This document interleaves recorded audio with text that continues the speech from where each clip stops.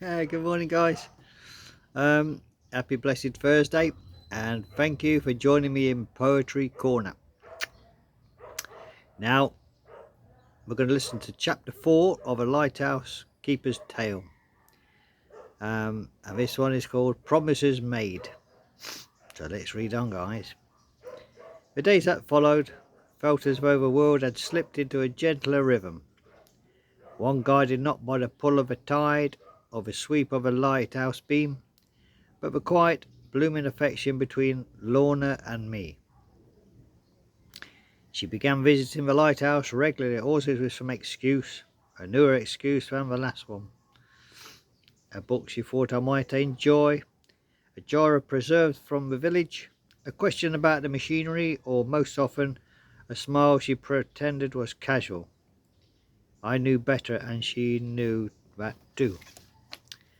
The first time she climbed a spiralling stone staircase, her laughter echoed faintly off the walls. "It feels like walking upwards into the sky," she said, running her hands along the rail. "Sometimes it feels that way for me too," I replied. When we reached the lantern room, she gasped softly.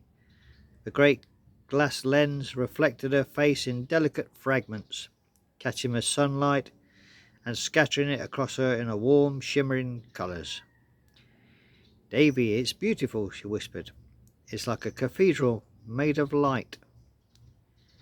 She stepped closer to the curved glass, her fingertips hovering over it, then turned to me with a gentle smile. "I think this place suits you. There's something steady about you, constant, safe."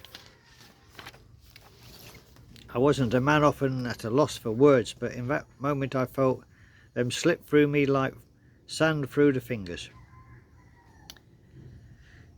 Instead, I opened a small window that faced the sea.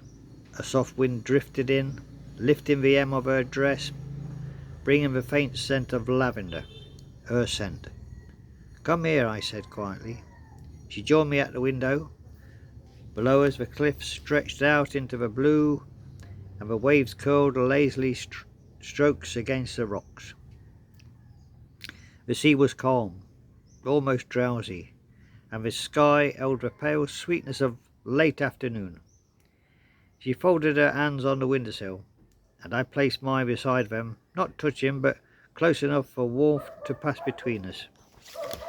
"Lorna," I began, my voice said, "I don't often know how to say things the proper way, but having you here in this place that was once only mine, it changes everything." She looked up at me, her eyes bright but soft. "You've let me in, Davy, that's all I've ever wished for." Her words were simple, but they settled deep inside me like an anchor finding home in the sand.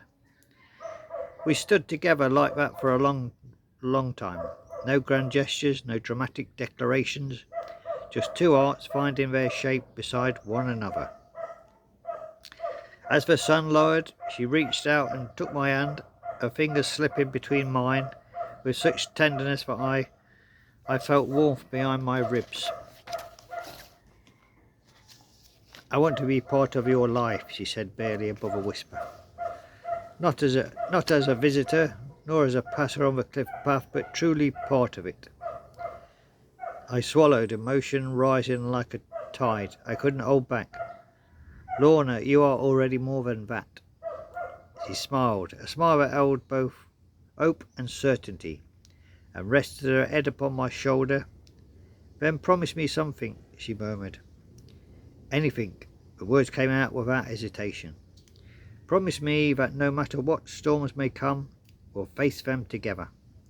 Even the ones inside us, even the ones beyond our control." Her hands tightened around mine.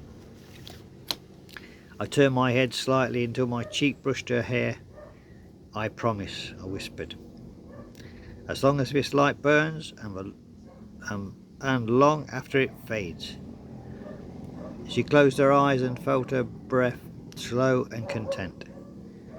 It was not proposal, not yet, but it was the first stone laid in the foundations of our life we were building.